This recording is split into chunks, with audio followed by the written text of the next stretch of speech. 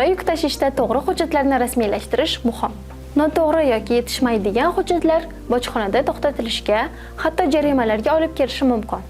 Bugun eng muhim hujjatlar haqida gaplashamiz.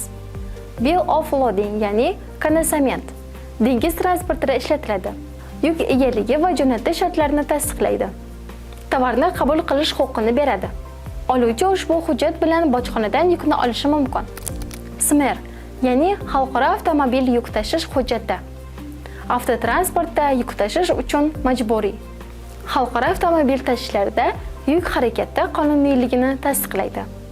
Jo'natuvchi, oluvchi va yuk haqida to'liq ma'lumotni o'z ichiga oladi. Airway Bill, ya'ni havo yuk xati. Havo transportida ishlatiladi. Aviakompaniya va yuk egasi o'rtasidagi shartnoma sifatida xizmat qiladi.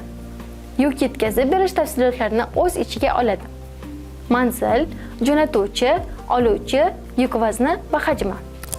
Commercial invoice, ya'ni tijorat fakturasi. Xaridor va sotuvchi o'rtasidagi asosiy hujjat. Yuk narxi, miqdori va umumiy qiymatini ko'rsatadi. Bojxona tomonidan talab qilinadi. Yuk bojxona to'lovlarini hisoblashda asosiy hujjat. Packing list, ya'ni yuklash varaqasi. Yuk tarkibini batafsil bayon qiladi. Har bir quti yoki konteynerda nima borligi yozilgan. Yuk qabul qilish va nazorat qilishni osonlashtiradi. Certificate of Origin, ya'ni kelib chiqish sertifikati. Yukning qaysi davlatda ishlab chiqarilganini tasdiqlaydi. Ba'zi davlatlarda bojxona imtiyozlarini olish uchun talab qilinadi. Insurance, ya'ni sug'urta. Yuk sug'urtalanganligini tasdiqlaydi. Shikastlangan yoki yo'qolgan yuk uchun sug'urta to'lov olish imkonini beradi.